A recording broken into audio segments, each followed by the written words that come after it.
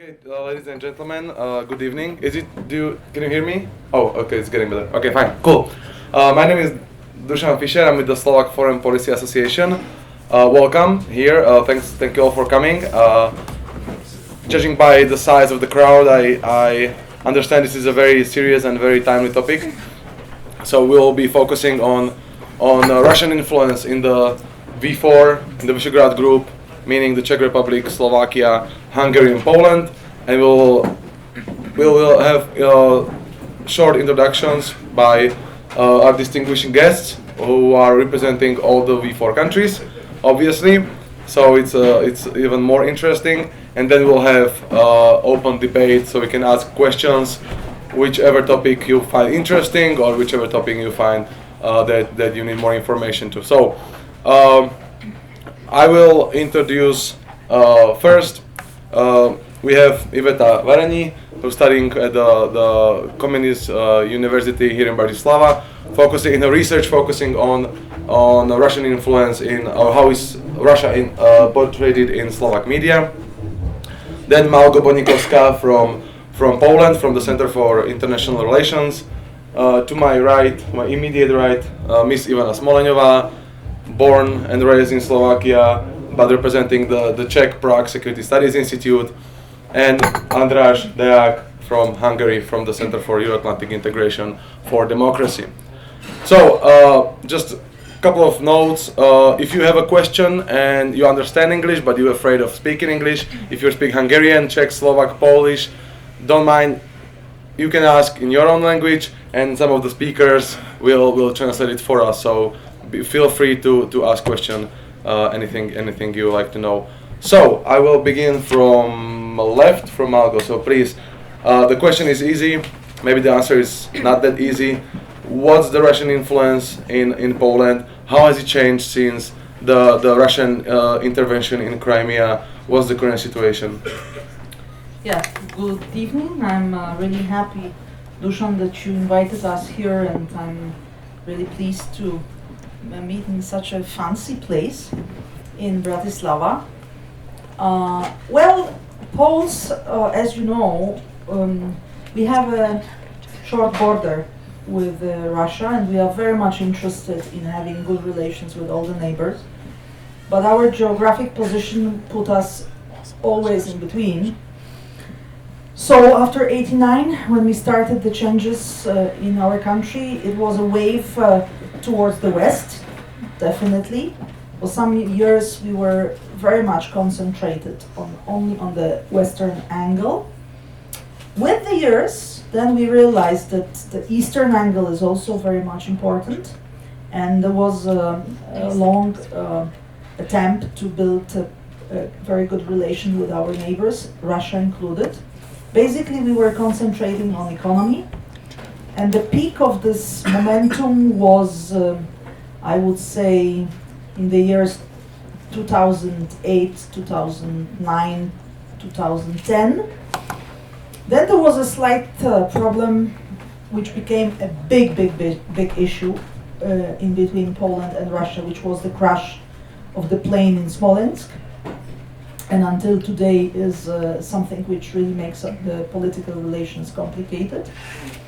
But still, economic relations developed, and there were even plans to have a Polish year in Russia and a Russian year in Poland.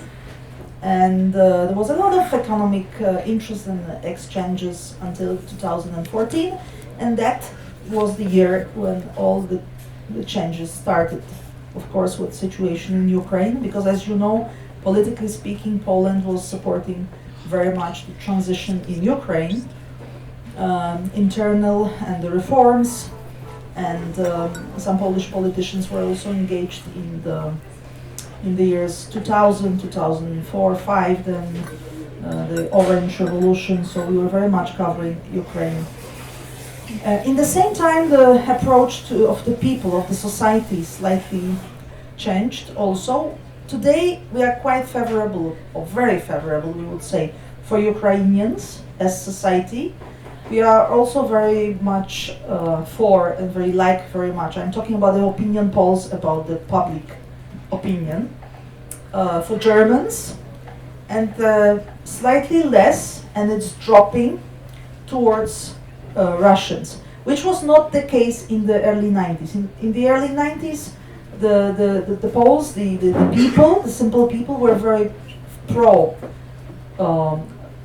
Russians as a society, but we had always this kind of an issue with political sphere in Russia, and this with the years has changed. Now the situation is that, of course, we have from one side the sanctions. Poland is in the European Union, as all our countries. Then we have a complicated situation in Ukraine, and then with the times we discover also that the whole environment has changed, and it's no more a nice, cozy world we thought we are living in. It was even 5 years back. It was something like this kind of feeling, and now the world is complicated, and Europe is not so safe, and it's not anymore such an easy place to live in. And one of the aspects which is relatively new, but which is growing, is a phenomenon of very chaotic sphere of information in the social media. And one of the streams, one of the issues here is also a sphere of efforts done by some countries. It's not only Russia, there are also other countries who are trying to encourage certain notions to be more popular in the internet.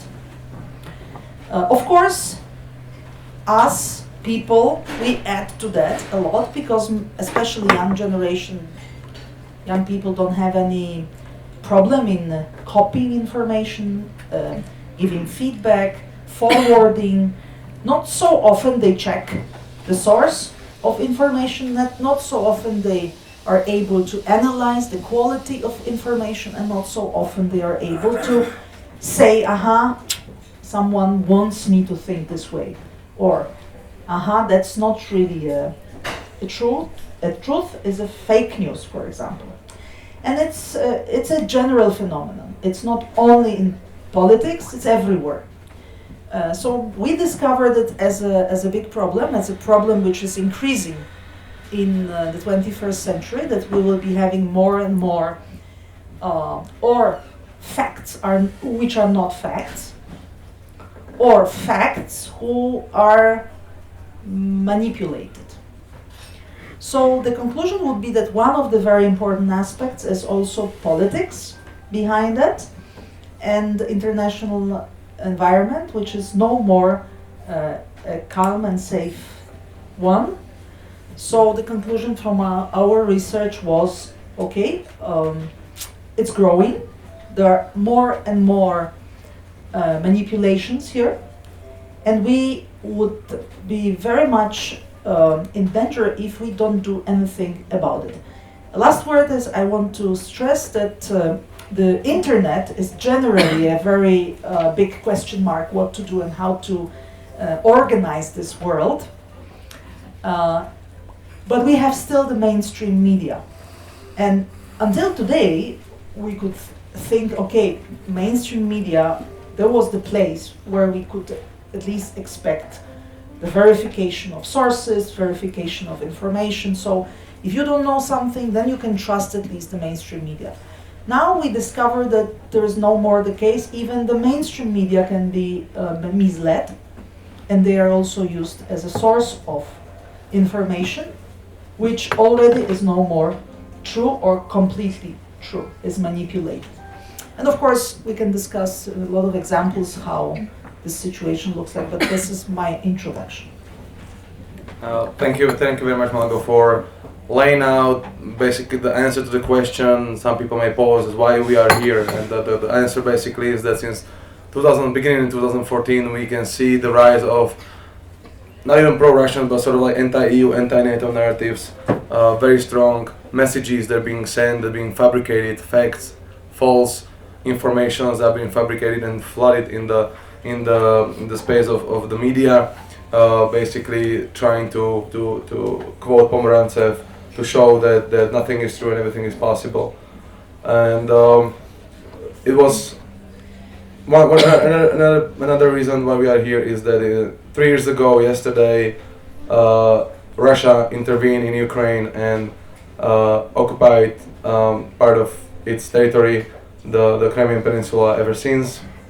And we can remember how it was 3 years ago, so how it was Andras in Hungary, how the Russian influence in Hungary changed in this perspective, maybe something that Malgo mentioned already, the media influence, the political influence of Russia in your country. So please, your introduction.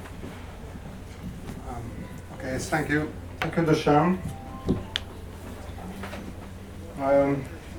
Well, in order to understand the Hungarian situation, I'll speak a little bit about the peculiarities. Let me say, first of all, about two deficiencies, and then after that, about two assets which had relevance in terms of Russian influence, especially after 2014. Well, one of the deficiency, if we could have a broader regional outlook, I think this is the case in every Visegrad country, that in the 90s we had a very successful transition. So all the positions were taken by Western capital. We are very heavily integrated into the Western system of Western market, into the democratic standards were taken over. So if you compare the Russian economic footprint or influence as such with the Western Balkan countries, for example, Bulgaria, Serbia, or post-Soviet states, we are in a much better situation. So when the Russian influence projects have been started in the mid-2000s, in 2005, 2006, these were the first times when Russian, let me say, Russian messengers approached Hungarian politicians, Hungarian parties. They had to start from the scratch. Basically, there was not too much influence if you compare to these others. But the other Hungarian peculiarity that, let me say, since 2010, Hungary is not very competitive in terms of politics. So there is not too much room to start grassroots projects for the Russians, because someone is in control in Hungary. So you cannot walk into the Hungarian Energy Office and bribe someone to submit a draft law which would be in favor of Russian interests, as it happened in many Baltic countries, Western Balkan countries, because someone controls this process. Viktor Orbán is in charge of these issues. So the Russians do not have many grassroots projects, because they very well know that this will be not tolerated in the system. There is no party competition, so you cannot build your own projects because it will be not tolerated by the ruling party. There is no chance that Viktor Orbán will lose the elections soon, and there is a relatively good relations with Viktor Orbán. So I think that the situation, the Hungarian peculiarity in the situation, that the Russians could not enter too much, neither the economic level, the business level, because we have a nationalization campaign, but everything depends whether the political elite will let the Russians in, and they won't let the Russians in, and they could not enter the media landscape, at least not at the medium level. Maybe they have some small projects. So this is two, well, let me say, to some extent, reassurances that Russian influence will not boom in Hungary. And there are two major assets for the Russian influence, which may have relevance, especially after 2014. One is, let me say so, is the Hungarian disappointment in the transition. And this became very strong, especially after 2008. As you may know, the 2008 crisis hit the country rather hard. We had social and economic vulnerabilities. On the other hand, there was a political crisis, an ongoing political crisis in the country. So the good old establishment policies have lost much of their credibility. So Hungary is at this point in a rather anti-liberal, anti-EU mainstream, anti-mainstream mood. And this is mostly visible to some extent in the government's attitude to issues. So Viktor Orbán acts in the European politics as an enfant terrible. He is the main critic, most vocal critic of the EU policies, but also in the Jobbik story, which is definitely can be traced back to as a project of Russian influence to some extent. I wouldn't say that Jobbik is a Russian project, but this is quite obvious that the Russians were there financially and with political support at the very beginning of this right-wing radical movement, and according to opinion polls, until recently, they have been the #1 opposition party in Hungary. So, if you look for an influence, a tool of influence, the Jobbik to some extent is still there, and this is not. It is difficult to separate whether this is a Russian project or this is simply coming from the bad mood. And the other one, I would say that. This is the country's leadership susceptibility towards economic boons, foreign economic boons, and the most visible is in the PAKS 2 project. So the country's foreign policy is focused on achieving, on a rent-seeking manner. So the main mission of the foreign policy is to improve the economic situation in the country and to collect some sort of economic dividends and benefits from the partners. And this leads, of course, to the very top of the Hungarian leadership. And Russia is a very active partner in this story. So there is an entrenched, let me say, bargaining or quid pro quo relationship between Putin and Viktor Orbán. And in this regard, the Russians can have their close relationship with the Hungarian government. The most visible is on the PAKS project, which is, I think, if we exclude the PAKS project from the economic landscape, then the Russians do not have any influence. If we put the PAKS project, which is basically 1/10 of the Hungarian GDP, then the Russians have a medium-sized footprint on the country's landscape. So that's it, basically. I think that the Russian influence in Hungary is very focused on some particular project. This is not a broad, but a rather deep presence in some particular issues. Okay, thank you very much, Andras. So we move now to closer to home, to Czech Republic. Ivana, is the Russian influence in the Czech Republic deeper, or is it more horizontal around the area? Because we know that there is a direct influence in the highest of Czech politics. So what's you can hear both perspectives, the Slovak and Czech perspective. So what is the current state of Russian relationship with the Czech Republic? It's interesting to compare. I think it's both deep and wide, but I don't know. It's kind of hard to assess. But first, I would like to maybe say why I think Czech Republic is one of the main target countries in the region for Russia, for Kremlin, and then maybe how this influence works in practice, or what are the areas or tools they use to influence internal situation. First, Czech Republic is in a very strategic, position. It's somewhere between the West and between the East. Politically, it's still not rooted in. It's part of the West, but it's not deeply rooted in the Western institutions. So it's still a little bit like vulnerable place. It's close to Germany, which is a very important market or a very important country for Russia.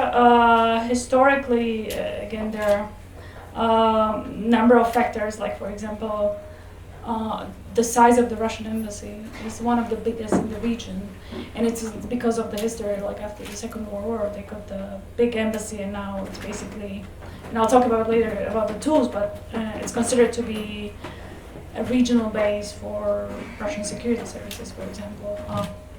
So that's one of the factors. Then also Czech counterintelligence is very weak and understaffed. So they have a very hard time or hard job to analyze or monitor these tendencies. And last but not least, there is a very big Russian minority in Czech Republic, as well as Ukrainian, but also Russian. There's a big number of Russian businesses, as well as many Russian citizens, or like many Russians coming to study. It's a cheap and good education for them, because once you learn the language, Czech language, which is not too hard, switch from Russian to Czech, you can study actually for free, and it's a very good quality education. So it's a destination for many Russian students. And some people say after London, it's the second most favorite city is Prague, and then maybe Karlovy Vary for Russians too, because London is actually quite expensive. So it's a cheaper option after London, where to relocate from Russia. So definitely it's an important spot. It's an important place for the country, and then. Maybe a little bit about like how they gain influence, or what are those tools of soft power, or like some call it hybrid warfare, even though I don't like this term because it doesn't really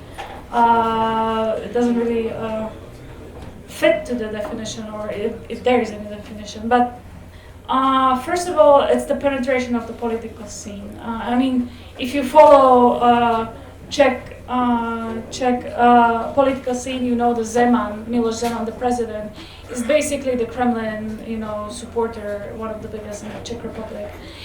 But when you look at it more closely, what are the sources of his opinion, then you can see quite a interesting facts behind it. Like some of his advisors, at least two of them, are connected to Russian business and Russian diplomats in Czech Republic, and that's Martin Nedley and Zdeněk Zbytek, which are Martin Nedley was the co-owner and CEO of Lukoil, Czech Lukoil, which allegedly funded Zeman's campaign. And then there is Zdeněk Zbytek, who is also very close to Zeman, but it was in the past he was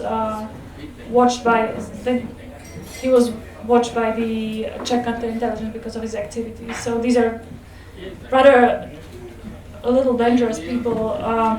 And then, for example, Zeman goes every year to the Rhodos conference, Dialogue of Civilization, which is organized by Yakunin, one of the Russian oligarchs. So there are very strong ties, which then translate to certain positions that Zeman has. Then there is, as I mentioned, it's the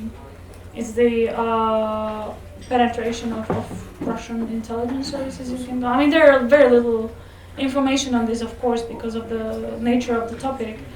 But as I said, Czech Republic is considered to be regional base for Russian FSB, GRU, and these agencies. Then you have, of course, the whole penetration of civil society or NGOs or cooperation. It doesn't necessarily have to be penetration. But in this respect, Russian embassy is very active. Each embassy in the region's got its cultural center, Rosotrudničestvo, and basically through that they're developing and cultivating ties with the local experts, media. Which, I mean, in most of the cases, you would say there's nothing wrong about it. I mean, it's a promotion of language, it's a communication with the compatriots, promotion of Russian culture. I mean, these are all very nice things, but in between there's very heavy propaganda. And I've been to some of the events. I think they even had it here in Bratislava a year ago, of Nikolai Starko, who is one of the Duma members, and basically it was a lecture of 3 hours, very heavy propaganda. Attacking West, portraying Ukraine in a very negative light, and etc. So it's somewhere. So it's a combination of activities, which is nothing wrong about it, but then you have something that is directly undermining position of the Czech Republic and influencing opinions of influential people, for example. And then there's this whole phenomenon of Russian propaganda, or I like to call it propaganda. There's not much to propagate. It's more of a disinformation. Some call it information war, and it's in Czech Republic. There's around 40 websites that call itself alternative media, but they're basically spreading very heavy propaganda or anti-Western, pro-Russian. And interestingly, just one of them is owned by Kremlin. It's the Sputnik News. It's the Czech language of Sputnik News. There's one more website that is owned by a Russian citizen living in Prague, but all the other of these websites are just like websites. I mean, we don't have that much information with most of them because, you know, today anybody can start a website, start writing about things people like and call itself alternative media. But their narratives, and there's a number of analyses on this, are very in one line, basically. And that is copying, for example, Sputnik. And some of them are very heavy, spreading conspiracy theories, lies, fake information. And that's why they're dangerous, because it's got a direct impact on the society in Czech Republic. So I'll stop here. I would add that it also influences Slovak society, because Slovaks still can read Czech. So that is why when people ask questions, why is there so discrepancy between investment in these propaganda tools in Czech Republic and Slovakia, usually the easiest question is that we understand each other, so it's much easier to invest into Czech language and sites in Czech language, and Slovaks can easily find them and either translate them. Yes, please. One thing that I forgot is the business. It's the Okay, money. That's very important. Okay, Also you have 2 to. minutes. Oh, okay, I can do it in one, I think. So Czech Republic, of course, there's there's estimated around 20,000 companies, small companies that are owned. Most of them are small, are owned by Russians, and usually one Russian. I was looking at the register at some people, Russian businessmen, like one can be involved in 3-5 small companies in all over the republic. Then there's this, they're very present in energy sector, in banking sector. There's this bank, first Russian, Czech Russian bank, who gave loan to Marine Le Pen, National Front a few years ago, 9 million, I think it was euros. So money is important as well, and business is very important, definitely. Okay, thanks. So, Iveta, you were focusing in your research also on what Ivana mentioned, which was the activities of Russian Center here in Slovakia. You've also been to one of these events to do your research. So, what is your experience? What have you found out in your research? How is the Russian culture penetrating, and how is it influencing society and politics? Good evening, ladies and gentlemen. In my research, I'm focusing mainly on media and propaganda, so I will talk about this subject a little more about other things. So, Slovak media space, we can divide it on traditional media and alternative media. And in this field of alternative media, we could find functional tools of Russian propaganda. For all, I mention a website Hlavné správy Dušan, which maybe most of you know. And this website spreading propaganda continuously, and also pro-Russian narratives, as also many other websites in Slovak media space, which call themselves alternative media. Those narratives are focused on anti-NATO, anti-EU, and also in some topics which are more connected to Slovakia and Slovak citizens, such as Pan-Slavic Union or some Slavic ideas, Christianity as things which we have in common with Russians, and also other narratives like this. The main point or crucial question in this subject is if those websites are influenced directly from some Russian parts or Russian politicians or Russian financial sources, or just inspired by Russian propaganda and those ideas of pan-Slavism. So I think that should be the main point of research which we will doing in the future. other things. There are also organizations which I think spread kind of propagandistic narratives.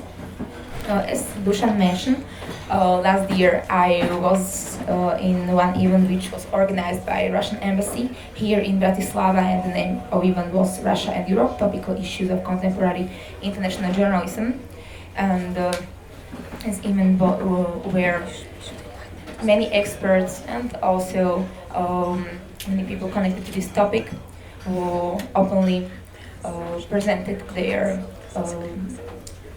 propagandistic ideas.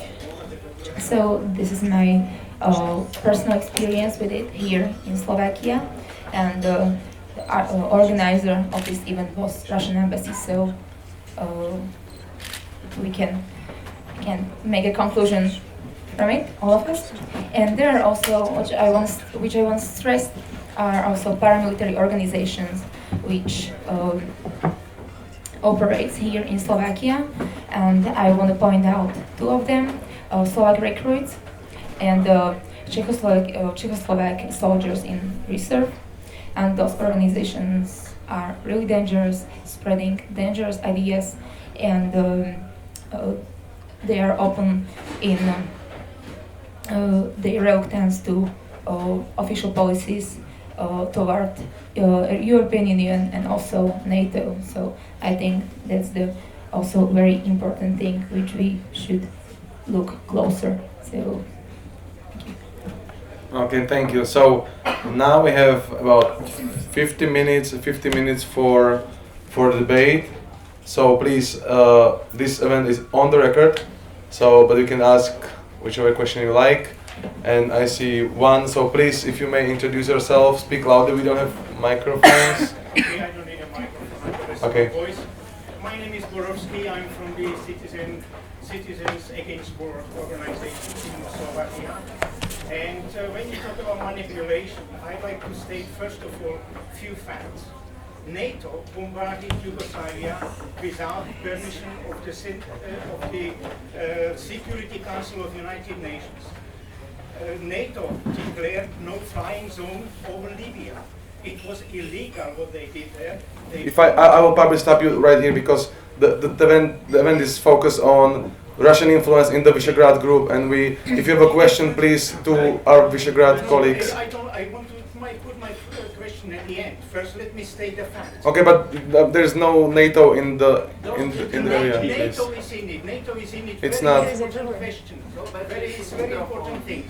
For example, about the misinformation. When you talk about every country, I want to tell you that if you look at internet, you say that internet is manipulation. Open the page, General Wesley Clark.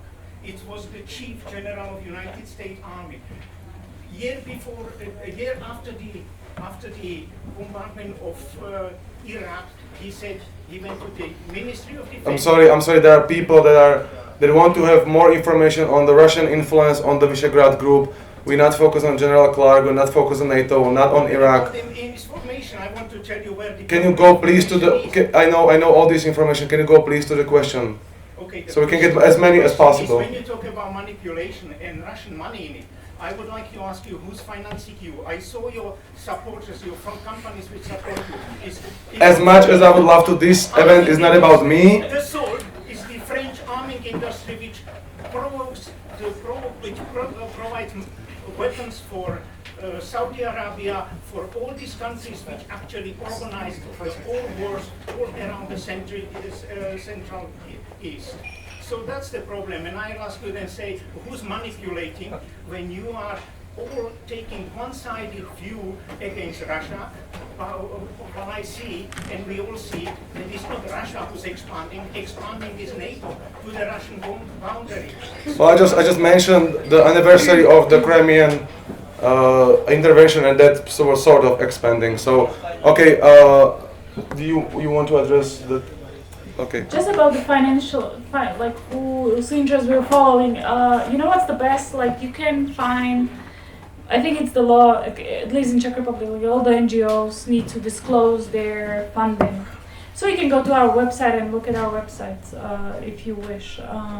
They're, I think, all the donors of our project, and we are quite open about it, and that's the best thing. Like, we actually don't need to hide anything, but like, look at many of those disinformation websites. Basically, we don't know who's writing them, who started them, who's giving money, because it's expensive to run a website, like write articles every day, but they don't disclose anything, but they have a certain agenda. So that's, for me, that's suspicious.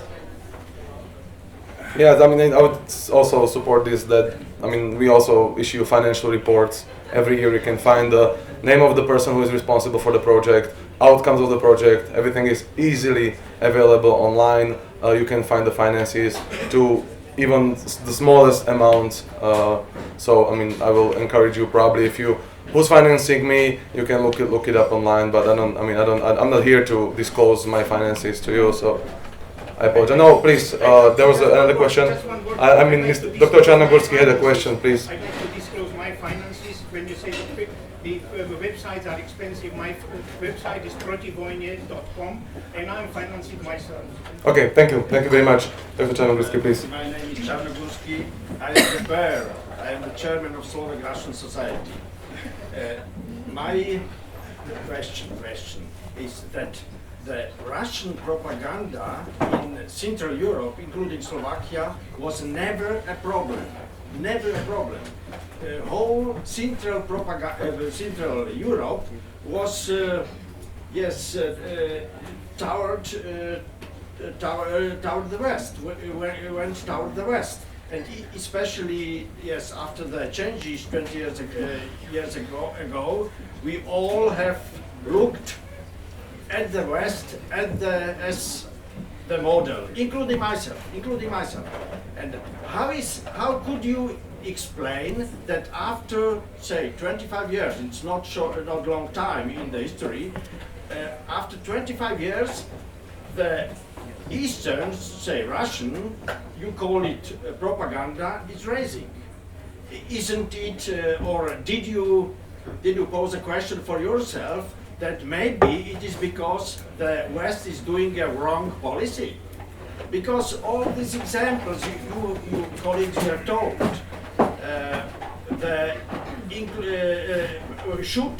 should generate an anti-Russian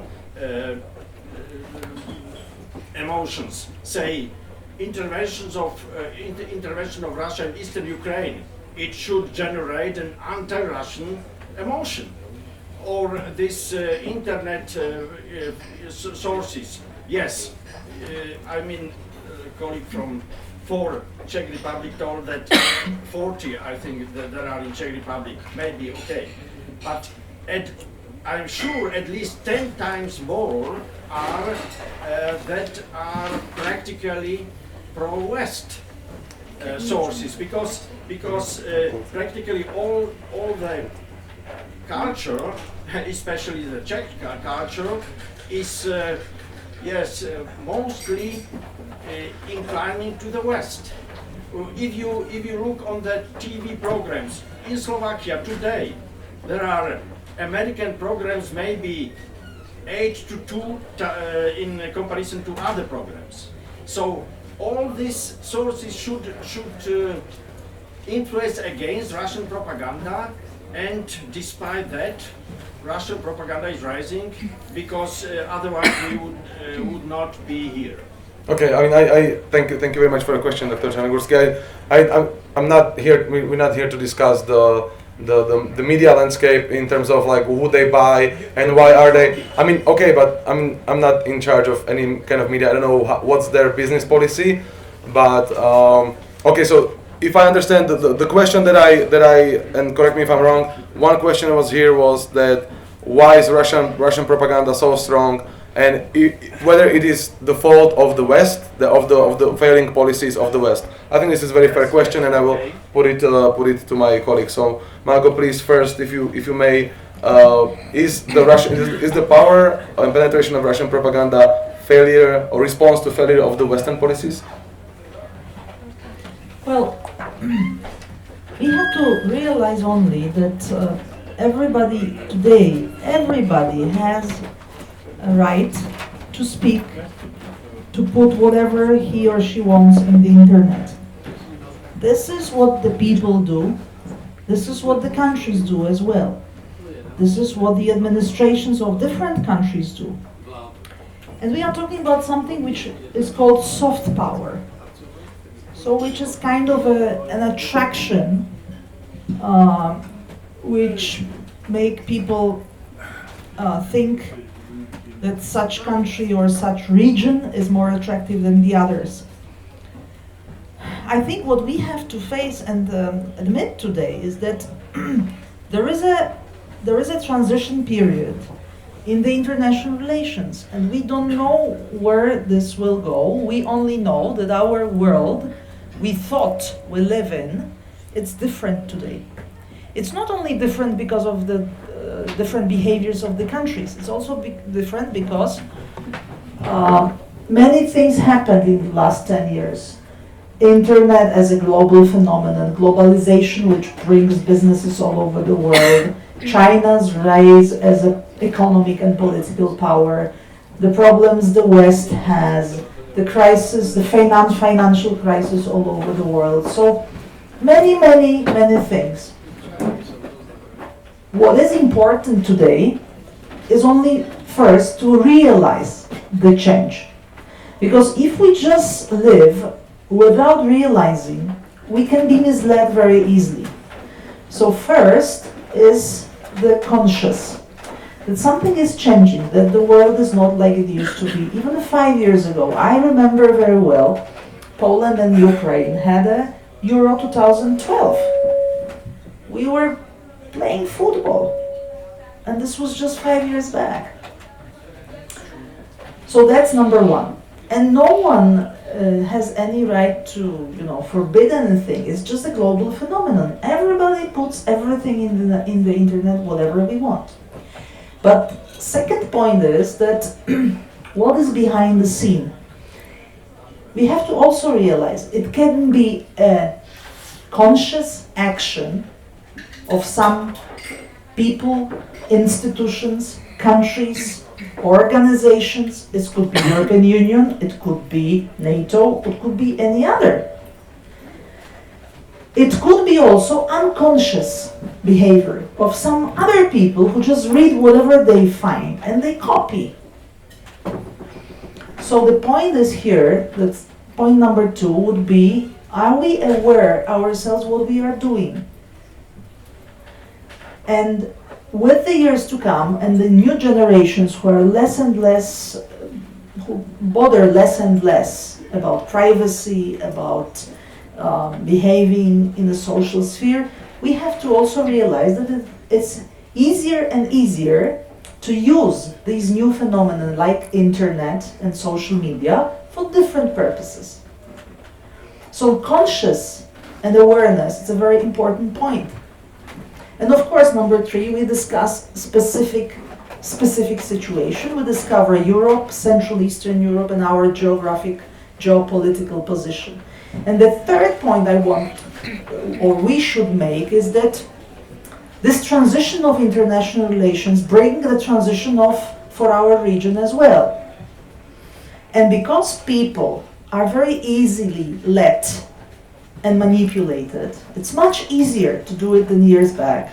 And because many people have less and less capacity to recognize what is true, what is partly true, what is completely fake, and they just copy, they just give feedback, then it can influence our minds.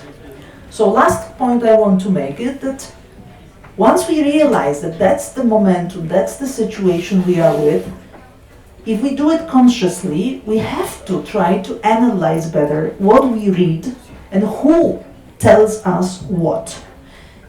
Instead of doing it just without any reflection, maybe we should think twice before we copy. Maybe we should think twice before we suggest something or before we believe in something. And the fact is that in the internet, forget who is doing what. There is a lot of misunderstanding, there is a lot of fake news, there is a lot of disinformation, misinformation, half-truth, post-facts, or whatever you want to name it, which was not so much the case 10 years back. And the big question to all of us, we can treat it as a case. We discussed today our region, we discussed today soft power of Russia, maybe we should discuss soft power of European Union also, if it's not diminishing because of these phenomena. We should put ourselves the question, what we want to do with this? Are we gonna just accept it, doing nothing, or are we going to try to reflect on this phenomenon and look for some solutions, not to let so easily be led? Okay, thanks. Two things I would like to add. One thing is that the whole situation didn't start with Russia, it started with propaganda when we saw that there are some disinformation campaigns being targeted on the Visegrad group countries, and then we saw that majority of those articles, 99% of those articles, are linked to Sputnik or RT, which are Russian websites. Then we started talking about Russian propaganda. Until then it was just propaganda. In a couple of years can be China, India, whatever. So it started with propaganda, not with Russia. So there's nothing against the country before the campaign started. Another second administrative note, please, if you may, if the speaker is talking, please be quiet. And the people in the audience, you know who I'm talking to.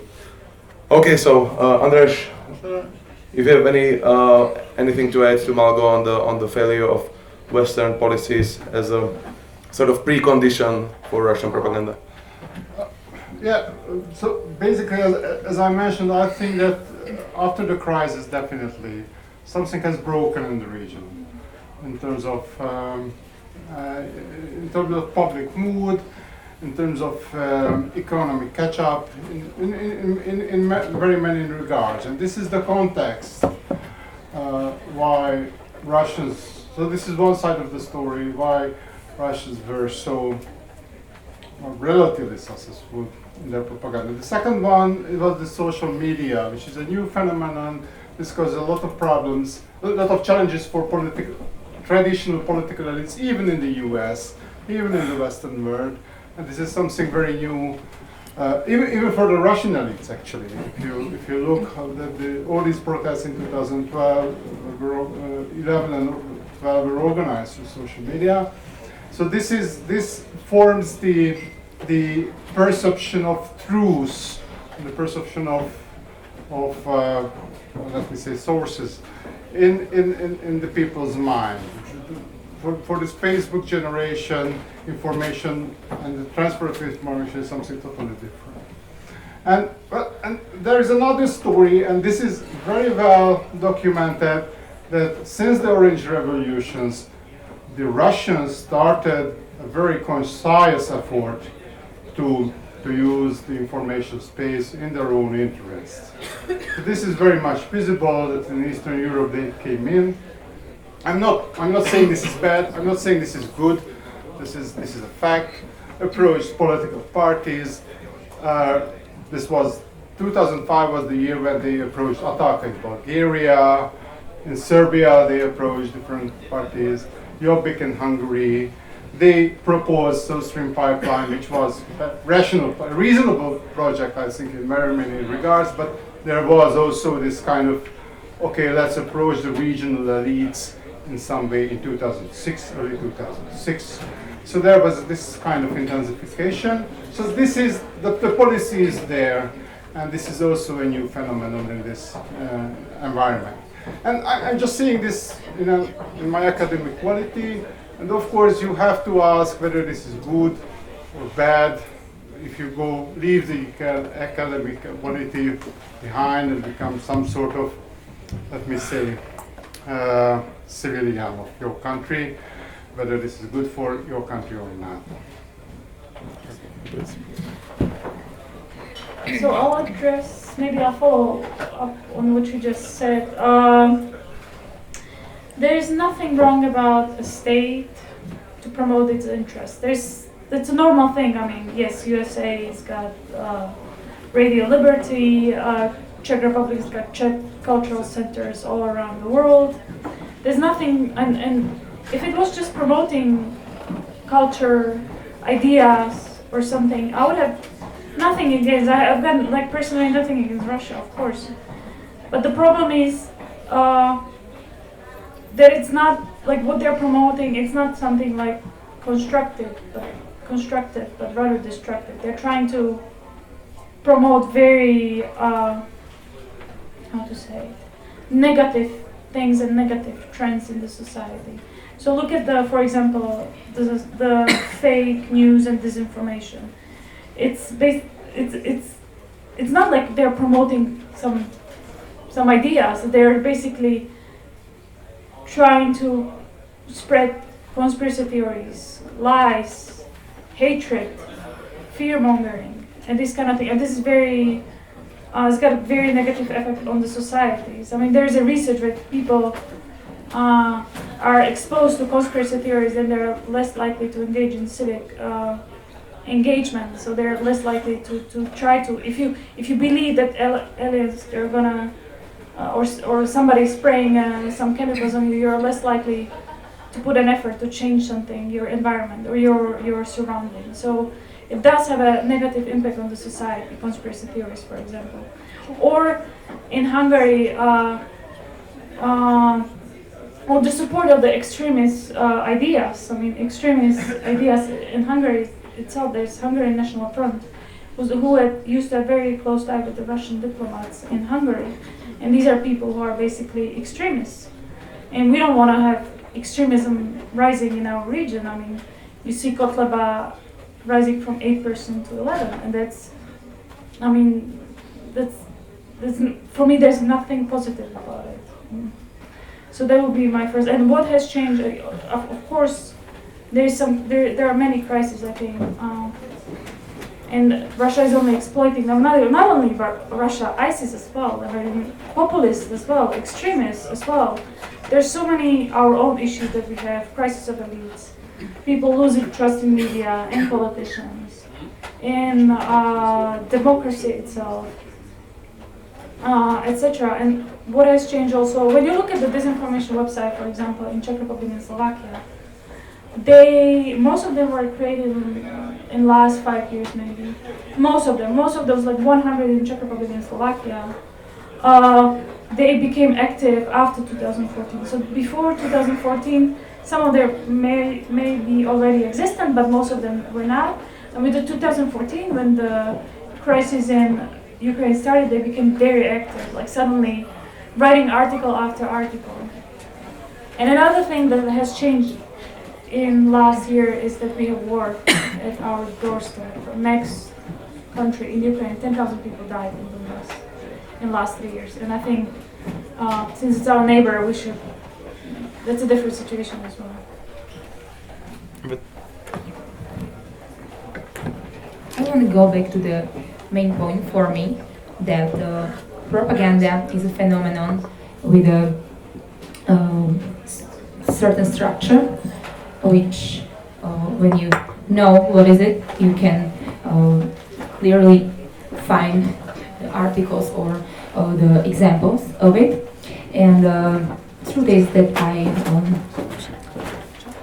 didn't do any research in pro-Western propaganda, but what I did, and I have facts and analysis. I did analysis on pro-Russian propaganda, and the fact is that it's certainly present in Slovak alternative media, and we can safely say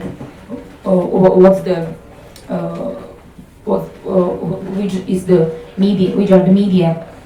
And like I said, hlavné správy. Also dôležité je Zvedavec, Zemavek, Slobodný myslač, and also many others.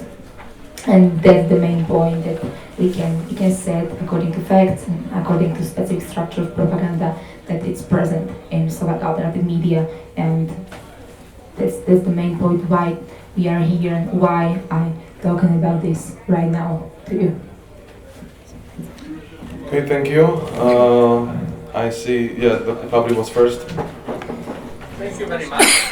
My question: in Slovakia, everyone will be described as propagandist or Russian propagandist as informator. I would like to ask some concrete examples. There was a conference in the city of Košice, Path to the Peace. And this conference was described in mainstream media as Russian propaganda, as organized by Russian propagandists. But one of the main co-organizers of this conference was German-Russian Forum, led by people like Günther Verheugen, former commissioner, member of the EU Commission. Do you think Günther Verheugen was a Russian propagandist? That's the first question. Second, Yes. there is Yes. a lot of Günther Verheugen was propagandist of the Russian, of Russia. There was also they were members of these organizations, are also the consuls of Ukraine in Germany. So it's difficult to describe such an organization as propagandist or Russian propagandist, but it was in every mainstream media.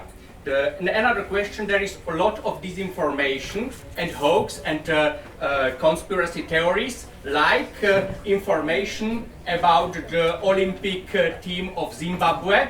In all mainstream media, almost all mainstream media, information that all the team was arrested after return from Olympic Games. I could give you a lot of examples from mainstream media. This is very geographic. This is very far from the V4 Yes, region. but it was in our media. In our media, such disinformation, in our mainstream media, a lot of disinformation about the states, they are not supported by our government. So I would like to ask how to make difference between good conspiracy theories, good hoax in this mainstream media, and bad hoax in alternative. Before I go to another question, just quick show of hands. Who think there is a good conspiracy theory on this panel? Okay, there's no good conspiracy. Lying is bad. Conspiracy theory is always bad. Ina, please, the question. Yeah, sure. If okay, there you go. There are not so many anti-Russian voices, and my anti-Russian voice is weak, so I need the microphone. Thank you. My name is Irena Kavolso. I'm currently a PhD student in London School of Economics, and I have two questions. Could you compare the Russian propaganda during the Cold War with the current propaganda? Because if, of course, the new media, it's the obvious difference, but it's just a tool, very powerful tool. But I think the strategy and goal in many ways are the same, to find people who can talk in your favor, to weaken the system, and we can see how powerful it is even in this room. So that would be one question. The question number two, can you tell us about the way how the V4 countries are starting to defend themselves? And as I live in London, and I can see that actually Russia is extremely powerful, or trying to weaken the British system as well, and we know that it was helping to finance some Brexit campaign. So can you tell us to what extent there is international cooperation on this level? Thank you. Okay, thank you very much for this sort of sign of reason. Is there any other question before we turn to the panelists? Yes, please. Okay, so I'm Pavel, I'm a student here in Bratislava. So I just wanted to ask about the implications of the Russian propaganda, because taking into account that the free speech is one of the fundamental values in Europe, we shouldn't limit that, although we have extremism rising and everything like that. So what are the implications in your view? Because my personal opinion would be that the states usually in Europe hold too much power, so there is a risk when the extremists get into power that they will misuse that. So isn't this kind of a question that we shouldn't limit free speech, but we should make sure that the checks and balances are in power, we have rule of law in V4 countries and government that's not overstepping its power. So that might be... Excellent question, Paul. What do you study, if I may ask? Liberal arts. Excellent. Okay, so yes, you use the phrase checks and balances. So U.S. comes to mind when you talk about too much power being in the hands with person that should not supposed to be powerful. Okay, so we have sort of 4 questions. Dr. Fabri asked of examples of Russian propaganda, so please be as short as possible, just one example that you can use. There was an interesting question from Irena on the Cold War, comparing Cold War and sort of historical perspective of Cold War Russian propaganda. I have question about Günther Verheugen. Is there any experts on Günther here in the panel? No? Okay, I apologize. Maybe next time. And what the V4 is doing? What the V4 is doing in countering propaganda? An excellent question from Pavel. Where is the thin line between? There is a lot of talks about this Ministry of Truth, or are we fighting the truth, or are we for censorships? So where is the thin line between fighting disinformation, and we're talking about soft power tools. Let's not talk about propaganda. Let's not talk about disinformation. The soft power tools that are influencing society in a bad way. So how can we fight them without actually not, fulfilling our ideologies and sort of our values? Who wants to start? So let's start from Ivana, please. Well, these are really good questions, all of them. And I'll start with the one on like comparing the Cold War and today. This is really, we don't do it enough, I think. We're talking about the new phenomenon, but there are so many lessons we can draw from the Cold War propaganda, because the aim was basically the same, like destroy, or like the weaken West, of course, and also they were using conspiracy theories, fake news, and all this kind of stuff. What has changed, of course, is the nature of today and the social media and internet that has changed a lot, because now it's much easier than it used to be before.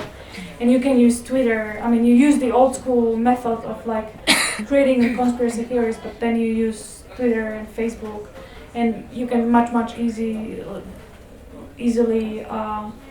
spread it without, like, I mean, it's not just that's basically the difference and the similar. And I'm pretty sure there are more similarities, and I think there should be more research and discussion on this as well. And I think also a lesson drawn from there is that even though there was a lot of like effort to counter the Russian propaganda or like Soviet propaganda during Cold War, what finally defeated it wasn't this effort. Like it didn't help that much. I mean, in the end, the regime collapsed.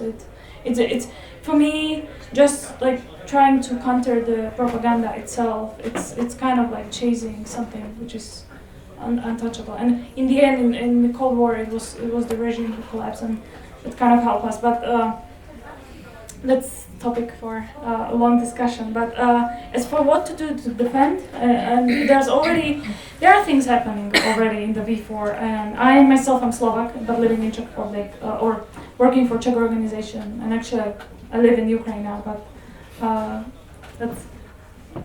we are not talking about Ukraine. But in Czech Republic, for example, there is now a new center within the Ministry of Interior. There is like Center for Hybrid Threats and Terrorism, and their role is to monitor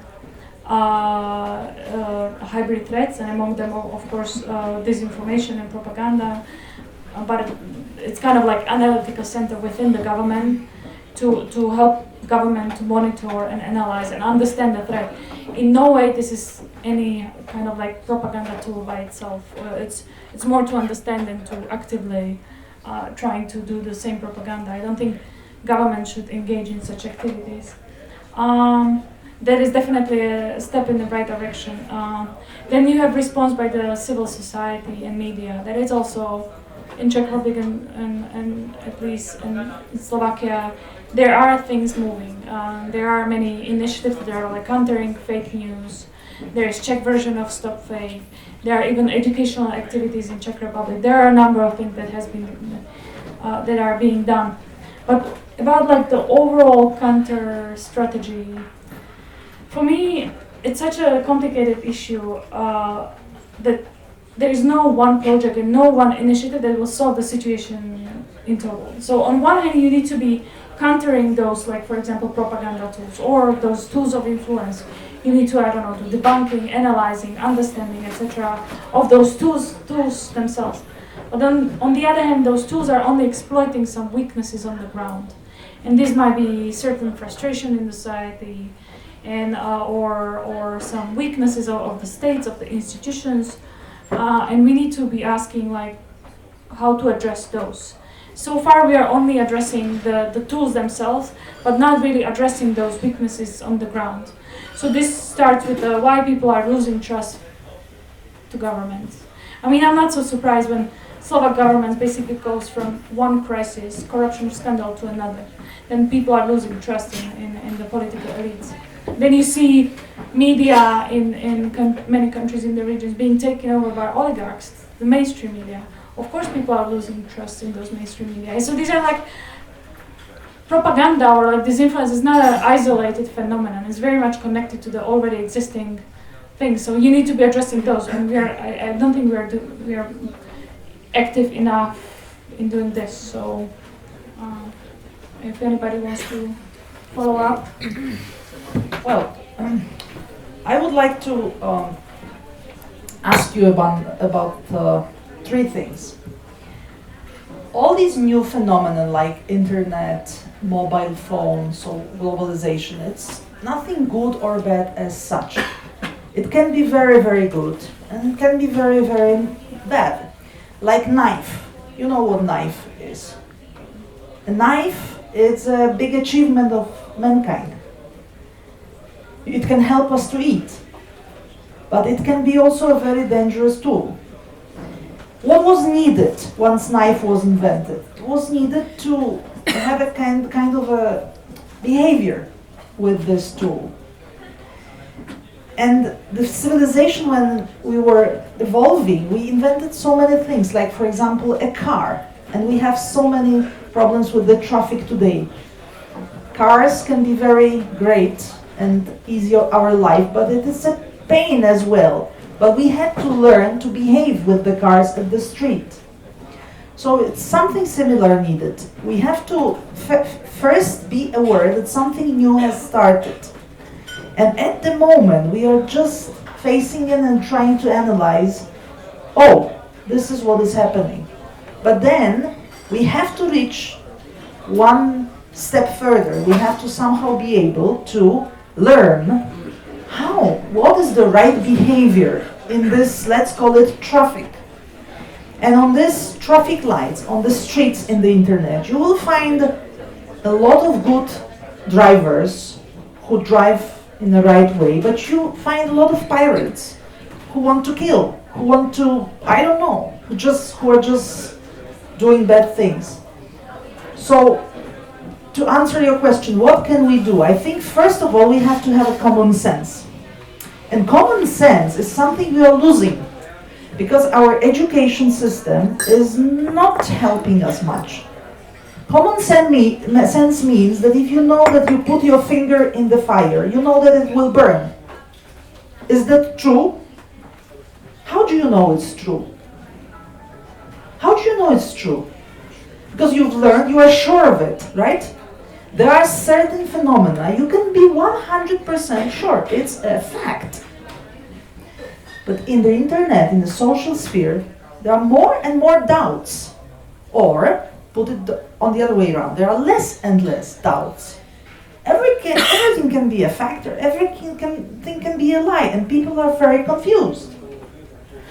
So, common sense is one, because if we forget about whoever tells us, let's use our own brain. Let's first of all think. And once we start thinking, we can find out a lot of sources of common sense to help us to understand. Are we manipulated? Are we having a fake in front of us? There is some lamps like yellow light, red light, we can feel. That's number 2. And 3 is, of course, if we react on that somehow, if we use our own brain, then we don't do certain things so easily. Because don't forget, it's not only the institutions or states who put the things on the net, it's also you. Every one of us. So, the very common way of manipulating people is to make them forget common sense and let them think they are not really facing the fake. It may be true. And let them make it attractive. Because, you know, these news are very attractive. When you analyze Facebook during the Trump campaign, fake news were forwarded much more often because they were put in a very attractive way. What makes things attractive? Emotions. Emotions. If you use people's emotions, hate, love, fear, whatever, it has to be strong emotion, then people copy it. People react. If there is a very good, true fact without emotions, people don't react. People just don't even see it. So, whatever you want to, or whatever we want to say, and whatever we want to build, it should take into consideration people's emotions. And of course, it's a long answer to the very complicated question what to do. It should be a mix of raising awareness of the phenomenon which we are not able to handle well yet, controlling what we are reading and stopping us from stupid reactions just in the first instant reaction, and third thing, use our own brain and also work with people who multiply information, like politicians, like media, mainstream media, like scientists, teachers, whoever is a source of information for the others. These are these groups who, at least them should think before they copy without thinking. Okay, thanks. Iveta, maybe you as a journalist can also tackle the question from one student to another to answer Pavel on his question of the line of freedom of speech and sort of the censorship. So what to do, so to be so careful not to jump into the rabbit hole. Actually, I want to start with your question. I'll try to ask to you as best as I could. So the signs of manipulation, which includes propaganda, are, for example, reversing history, fogging facts, or also mixing opinions with facts, and also mixing emotion with facts, as Naga mentioned, which is the very dangerous tactic.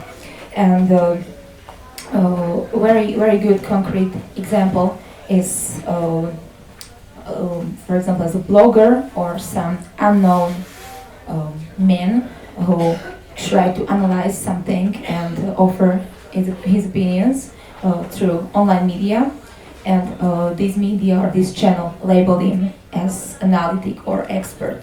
So maybe try to Google this person and try to disclose it by yourself, because that's the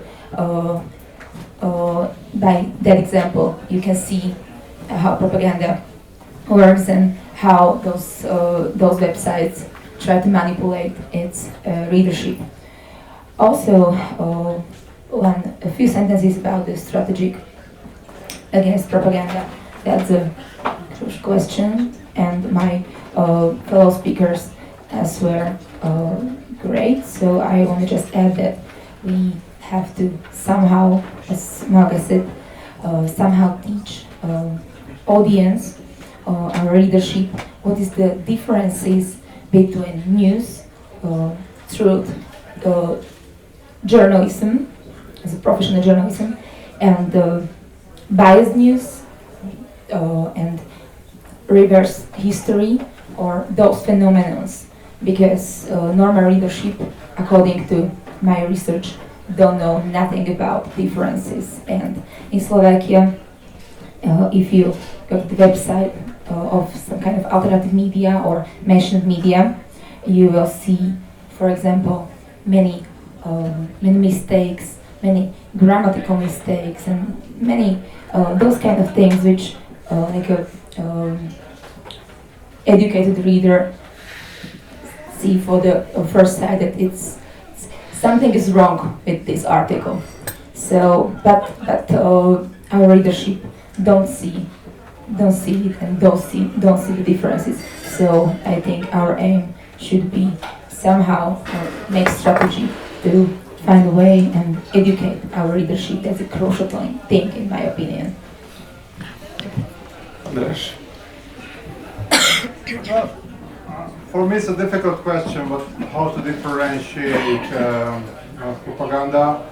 I can give you my personal feelings why it is so challenging to give interviews for Russian media and TV channels. But one thing that the cameraman comes and gets instructions from the embassy staff.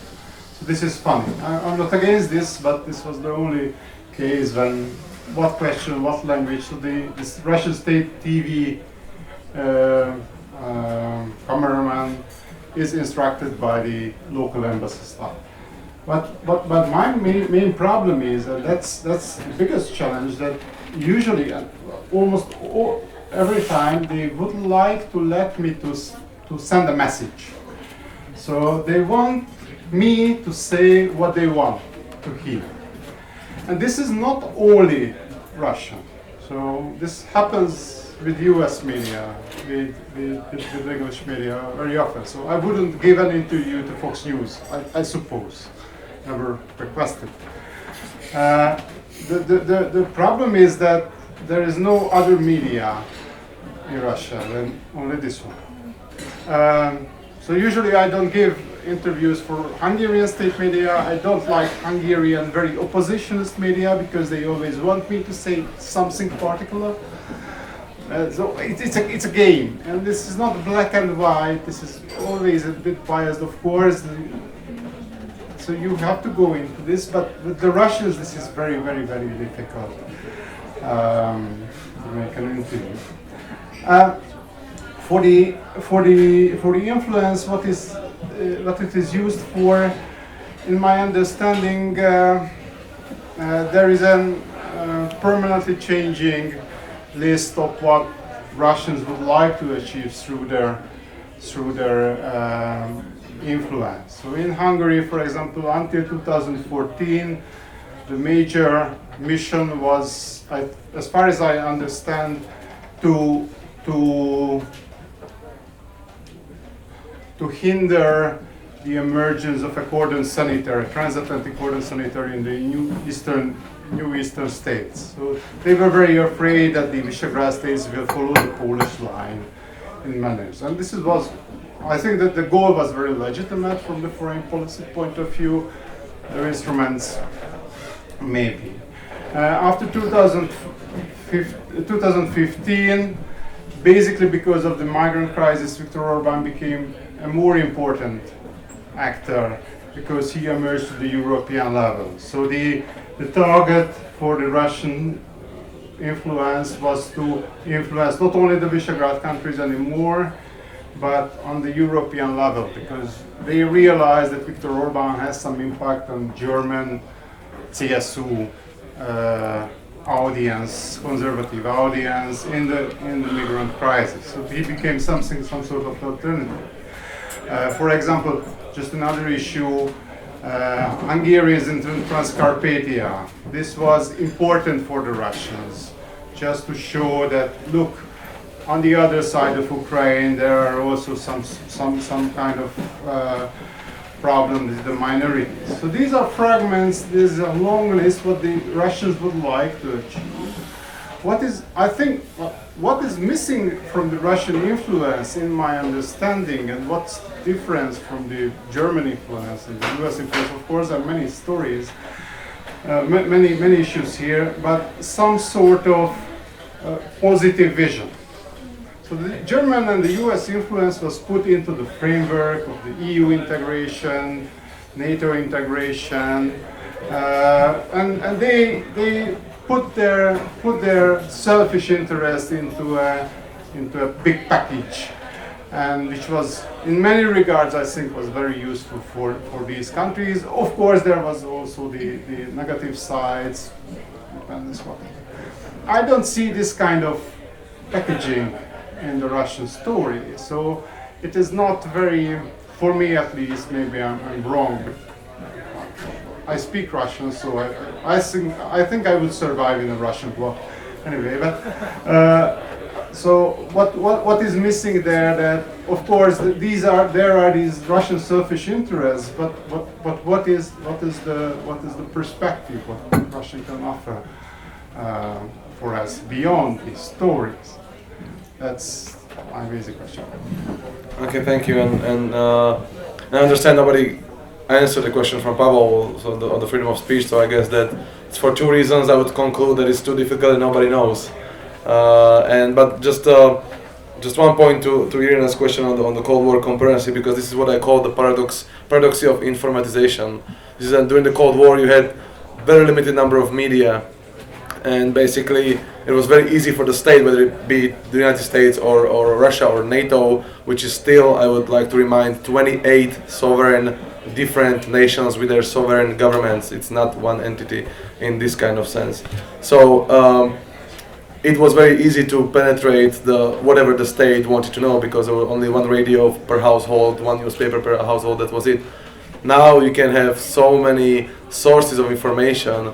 People know how to look for the information, but they don't necessarily find the information and then base their opinion based on the information. They usually put their opinion first, and they just they look for enough information so can they confirm their biases. And that's one point. The second point, if I can misuse this role as a moderator, the comparison between the Western world and V4, fighting propaganda, countering propaganda, disinformation. It's very difficult because the soft power tools, as we are talking about them today, are very tailor-made for each of those countries. Very difficult, very different for such countries like Poland and Slovakia and Czech Republic. Very different tools, very different narratives, very different messages are being sent across. We're talking about the issue of pan-Slavism, that all Slavs should stick together. That doesn't fit with Hungary. When we're talking about history, that there are different tools. So I assume that London is much more open in terms of finance. They're basically buying more property, sending good Russian students to London, to educate themselves there, and that is kind of the tools of sort of soft power. I mean, there are different soft powers in each of the countries. There are different things that push the buttons of Germans, of Hungarians, of Italians, and so on. So that's sort of the question. But it was for Mr. Suleiman, yes. And I'll take one more question. My name is not Vlado or Peter. My name is Jalal Suleiman. I know. From Syria. I'll address you. Yeah. You are talking about pan-Slavism, because I tell you that all the information which coming from Syria about Syria here in Slovakia and the Middle East. About the Middle East, that's a fake. But in the alternative media, it's a good information. I tell you that I know that. For what? And how do you know that? Just a question. For what you have problem with the Russia, the propaganda from Russia about force a soft power from Russia? You know that Russia is not Soviet Union, yeah. I'm thinking that you are asleep 26 years. The system there, like the system here. What's the problem for you? Well, the current Russian president said that the dissolution of the Soviet Union was the greatest geopolitical crisis of 20th century. So probably he wants to simply bring it back. Conspiracy theory. Yes, it is. Yes, it is. He said it publicly that it's the biggest disaster, geopolitical disaster. He said it's that there's nothing. There's nothing. Yeah, that's fine. So the question is on the Middle the information from the Middle East, whatever you call the mainstream and alternative sources from the Middle East. So whatever is coming from the Middle East is all false, but also only the Russian point of view is good. That's what I mean, without any kind of. No. The information about Syria. Yes. In Mainstream. In Slovakia. Mm-hmm. At on the alternative media is true. Mainstream all the mainstream media is lying about Syria, and the only truth. Yeah, you know that. But the information well, I don't know that. You know that. Which I'm listening from the mainstream media. It's a fake. Okay. In Bratislava, there was a demonstration of 100 Syrians here in Bratislava. In no mainstream media information about the demonstration of Syrian people here in Bratislava. That's okay. 2015. Fine. Any other questions? We will of course address this. Please. Já jsem se sa dá spýtať po slovensky, nech sa páči. aký je dôvod toho, že sa tu dneska rozprávame nie po slovensky, hoci sú tu aj cudzinci, ale po poľsky by človek rozumel, veľa vás sú pre Slovenky a tomu Maďara by nebolo by až tak problém ako preložiť. Je toto, že sa tu rozprávame po anglicky, aj dôvodom toho, kto tu robí propagandu? I can tell you in English too. What is the problem that they are not talking in Slovak language? All of you can speak Slovak too, but the reason that we are talking in English, that somebody is making propaganda. I think okay. The question was why we speak in English today, and the gentleman said that this is the example of who was doing the propaganda. So it's probably the British Empire is doing the propaganda here in Slovakia. That's why we speak in English, because in 200 years ago we would be speaking different language. Maybe in 200 years plus in 200 years we'll probably be speaking all Klingon. So it's all about this is lingua franca. So we agreed. We can also speak Russian. I mean, we have Russian speakers on the panel as well. So basically, we all agreed that the one language that we all share and that we all understand and that we all speak is English. That is why it is in English. Okay,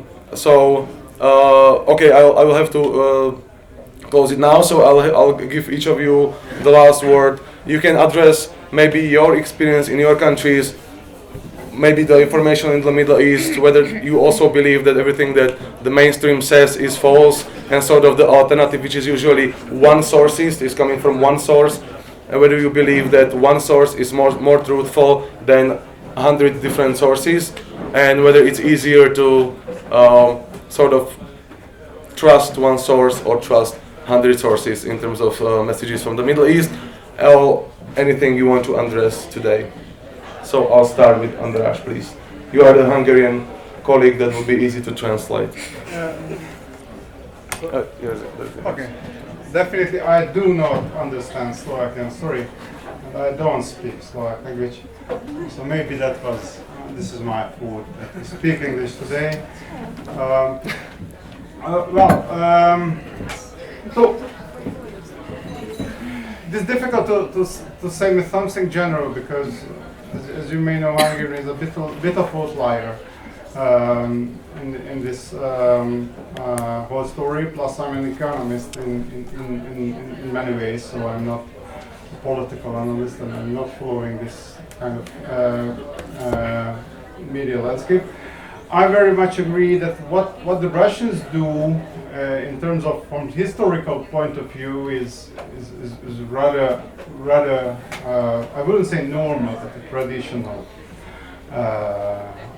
way how the Russians and even the Soviets try to influence public opinion, and they are very adaptive in terms of instruments. So how they invaded the social media in this regard was very innovative in my understanding. How they can adapt their instruments in different countries and establish their footholds. Shows a good deal of flexibility. I don't think that it makes too much sense to say that Russian official political circles do influence Western and Visegrad countries. I think this is a fact. So there is no debate with anyone about this. As far as I understand, the critics debated whether this is better or different from other countries' activities. I think this is the subjective story, so this is the bottom line for here, that all we agree that Russian influence and efforts to influence public mood, political and economic processes in these countries do exist in these countries. I'll just say, just because we speak English, it doesn't mean that some kind of a propaganda. If you spoke Slovak, would it be a propaganda against Hungarian? Or if you speak Hungarian, would it be anti-Slovak? I mean, just speaking by some language, it's not propaganda itself. It's more about like the substance of what you're saying. And I really have a hard time like to conclude or somehow, because I feel like whatever I say, some people in this room will not take my opinion or not really listen to me anyway, because they already have their pre-existing beliefs, and whatever I say, I'm just like, I'm this US propagandist. And perhaps it's the vice versa as well, like whatever you say, I'm gonna be not really acceptable of your opinion. And I think that's really dangerous trend. And I think the fact that the two sides, if we can call it two sides, or two opinions on different side of the opinion spectrum, like increasingly cannot really talk to each other or like listen to each other, and that's for me it's worrying. I mean, we might have different opinions, we might have different backgrounds or experience in our life, but the fact that we cannot listen to each other, and the level of polarization of the society, for me, is one of the very dangerous trends. And you can see it not just here, you can see it in any other countries. In USA, you're either strongly anti-Trump or you're pro-Trump. In Britain, you're either strongly anti-Brexit or pro-Brexit. There is nothing in between.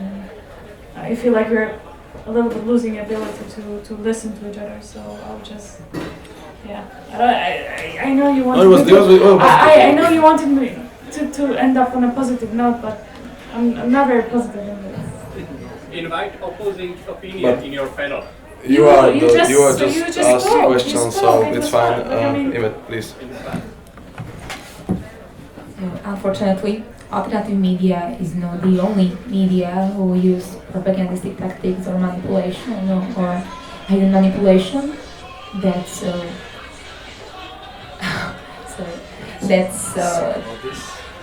certainly the truth, and nobody said that mainstream media